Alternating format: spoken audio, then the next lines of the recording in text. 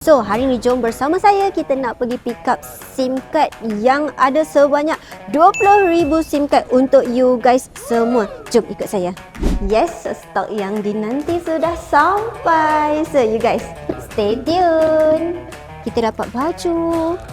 Ada warna favorite lilac. Lepas tu warna putih. Okay, jom. Sekarang nak check cukup tak? Kita order 10,000, 20,000 cukup tak SIM ni? Jom kita check sama-sama. So, dalam ni kita ada 180 SIM card. So semua ni untuk you guys semua. Right, kita check satu per satu. Masih tak pernah nampak kan? So, inilah SIM card Istel. So, you guys, kita dah nak start jual dekat dalam kita punya beg kuning. So, yang mana nak dapatkan, nak menjadi orang yang terawal pakai Istel, boleh follow kita rapat-rapat. Since nanti kita dah jual, so you guys boleh jadi orang yang terawal di Istel.